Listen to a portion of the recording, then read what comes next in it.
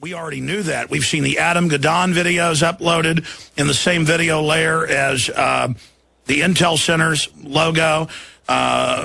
We've got Amaral Alaki, admittedly. You see, Alex, the key, Mr. Jones, the key question America has to ask again, and why I went back on your show, is this has much greater implication just than the distortions and lies that are created by the intelligence community. And believe me, I work with the intelligence community.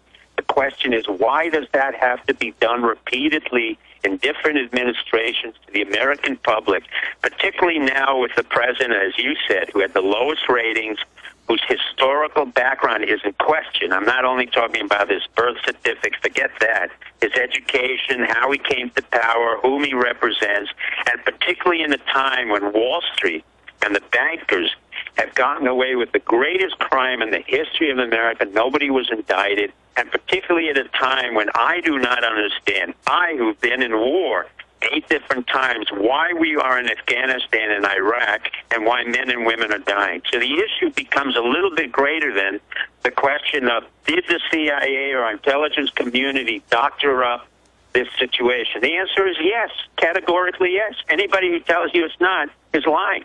This whole scenario where you see a bunch of people sitting there looking at a screen and they look as if they're intent, that's nonsense. It's a total make-up, make-believe. We're in an American theater of the absurd. The real issue is, why are we doing this again, Alex? Why 9 years later do I have to come on your show when I predicted 9 years ago this man was already dead? But it wasn't the issue of him. It was the issue of why does the government repeatedly have to lie to the American people who have worked so hard in order to justify their political existence when you basically have civilian leaders who are politicians? Now, I understand, Dr. Pieczenik. Let me stop you, because you're dropping bombshell after bombshell. You know, you're the right-hand man of Henry Kissinger, George Schultz, James Baker, Cyrus Vance. I wasn't anybody's right-hand, and let me tell you, I got thrown out of more places than you can imagine, my friend. Well, my point is, you've been right up there. I've been there. You've been right up there, right underneath these guys, and it's on record that Tom Clancy's character, Jack Ryan, Patriot Games, is you. So you are based on me. That's correct. Yes, I mean, you're the Richard Clark. Absolutely. So, and we'll put an image of Jack Ryan up there. So that's the guy that we're talking to right now.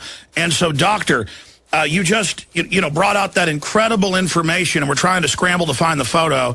It was up on Drudge for 2 days. It's gone now. But the photo, you can go to whitehouse.gov and find it, is of the president, watches with his staff the operation against Ben Laden, and Hillary's got her hand over her mouth. Yeah, the men are all acting tough. You can see that that's a posing photo, and you've been at those levels. So break that down for us, Doctor.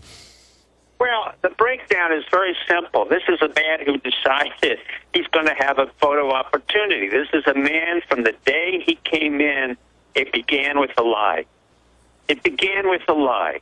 I didn't know the man. I have nothing personally against him. I couldn't care one way or the other, but I did care. What is this man going to be as a president? If you're going to say one thing and do another, in my world, in the world of where I can say as a political operative, that's called a sociopath. That means that you say one thing, but you do everything differently. So when you look at a photograph of people looking intently as if they were amazed and bemused by an attack that may not have existed, if this was an attack and they attacked a mortuary, God bless them, because Osama bin Laden is totally dead. So there's no way they could have attacked or killed or confronted Osama bin Laden unless you believe in the resurrection of Osama bin Laden, and I don't. And if I could tell you 9 years ago. So let me break it through. You have a president, you have a chairman of the Joint Chiefs of Staff, Admiral Mullen, whose father was a publicist at the William Morris Agency, who is very much concerned about how he's going to leave the military as an admiral, all right? You have a president who is in deep, deep trouble, who has no idea of how to get us out of unemployment, and has a disparity between the very rich and the very poor, where no banker in the history of this country, after stealing billions of dollars and coming back to the American public and asking us for bonuses, had never been arrested for this, yet people who have cheated on their taxes or poor people who have not been able to get jobs are put in prison or are waiting on welfare. So we have a president who, the day he came in, picked up the Nobel Prize for Peace, where he had done nothing. Next day turns around and declares war in Afghanistan. Even Bush Jr. didn't declare war in Afghanistan. And who's in Afghanistan right now? We're talking about a man, Karzai, whom I knew, and I was there at the house 20 years ago in Maryland, when this delicatessen owner from Silver Spring was ordered to come back. He was a CIA operative, as I remembered him, and was put into a position where we have nothing but corruption, destruction, and basically the killing of our own people.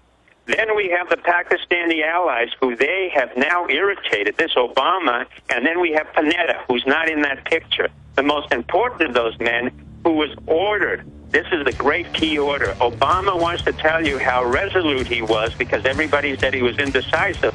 So in order to make sure he looks resolute, he orders Panetta, a nice liberal who had been a Republican. Stay there, Dr. Pieczenik. Stay there. Back in 3 minutes. This is Key Info, and we'll go back to Ben Laden's death and give us any more evidence of that. He has written 26-plus New York Times bestsellers, StevePieczenik.com. It's on record, high-level government position under multiple presidents, under Secretary of States, involved in black ops all over the world with the Mujahideen. I want him to talk about some of that history briefly before we look at currently what's happening, because obviously to know what's coming in the future and what's happening in the present, we need to know the past. Those that don't know history are doomed to repeat it because the cliche rings true. But remember, this is the character that they created Jack Ryan out of in Tom Clancy's books, and that's on record. That's how respected he is, and he has a lot of courage. And I know you probably don't want to get into this now, but you did get a lot of heat when you came on my show, and I know you'll probably get heat again right now, but you're not some small fry out there saying that bin Laden was dead. And what you talked about on my show was confirmed by people in the White House, high level. And then separately, years after that, Madeleine Albright, former Secretary of State, came out and said it. Benazir Bhutto, the president of Pakistan, said it.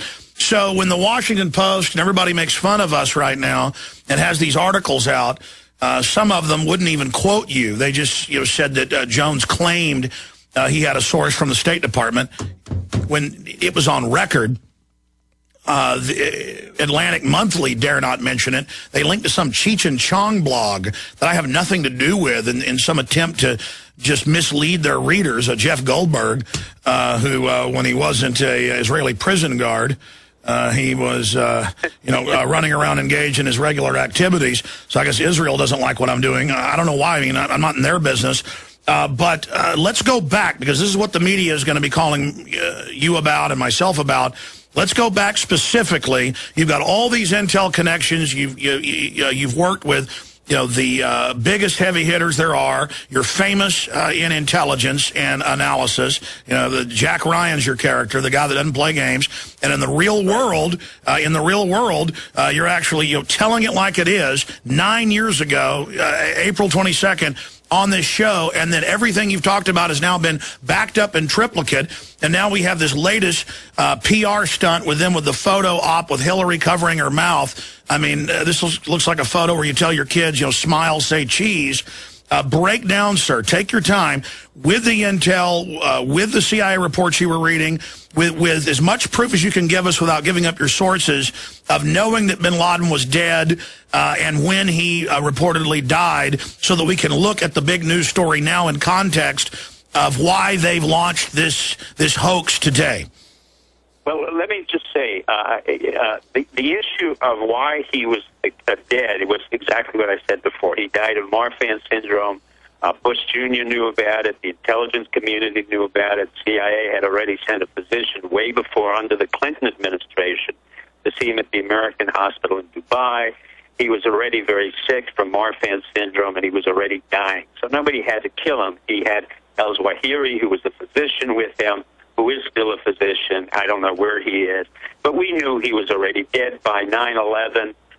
It was very clear that he was dying. At Tora Bora, he probably died. Tommy Franks, general, said accidentally that he died. But the point was he was already dead by the time I talked to you. Why is it relevant now? Again, as I said, why is the fiction and the narrative of the psyops of America against the American people so important? Is number one, as you said so clearly to your public, and they understand it. Number one, we're viewed as idiots and stupid, and Americans are not seen as very bright by our politicians.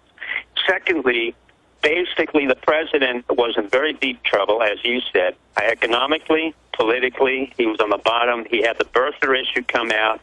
He said he was American, but now he had to prove that he was more than American. He was more American than American. He had to be aggressive.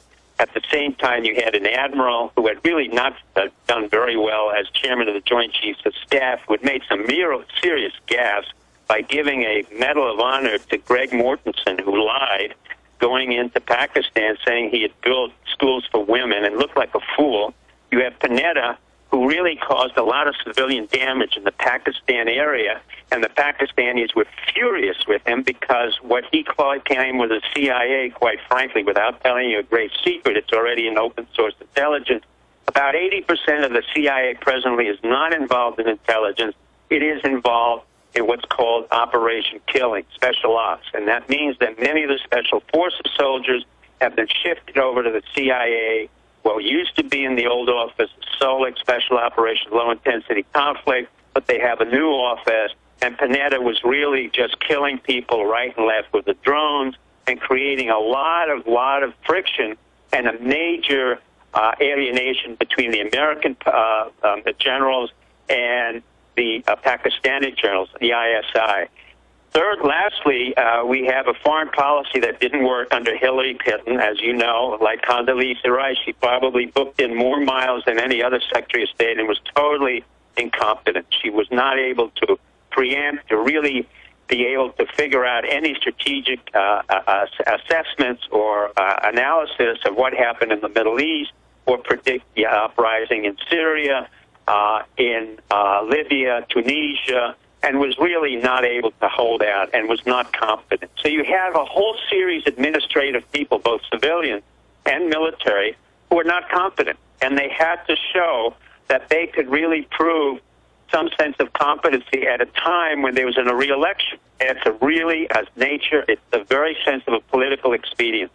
As to what the Washington Post says and the New York Times, I don't particularly care. I never have. I never will. It's not relevant to me. It may be relevant to you, but I don't think it's relevant to the American public. They don't read it. They don't care about it. Quite frankly, more people listen to Alex Jones than they read the New York Times. There's no question in my mind. Having said that, it was a very politically expedient factor for the president to say, I'm going to get reelected. I've shown my firmness. I've shown I'm an American. I've shown that I can turn around the economy, which he hasn't. Secretary of State Hillary can say, look, we accomplished the end of a major significant movement in the war on terrorism, which they haven't, because from a tactical and an intelligence assessment point of view, this has not changed the game whatsoever. There are no terrorists really right now in Afghanistan. The only terrorists right now are being supported by al-Haqqa, which is supported by the Pakistani Inter-Service Intelligence, what Gore said to you last night, which ironically is being supported by the CIA. And even al-Haqqas have been reporting back to our intelligence operatives saying, what in God's name is going on? We're being paid by our own CIA, your CIA, through the ISI to kill your soldiers. Now, if you can explain that to me, you're going to have to explain that to the American public. And that's what I meant by deception and denial that's been going on for 3 administrations, Clinton, Bush, and this administration. It has to stop. What else has been happening? The Pakistanis are so furious, what you heard last night, that Panetta had created all these problems, and they don't like General Petraeus. By the way, I happen to like General Petraeus. I think he's been a good general. He's been quiet.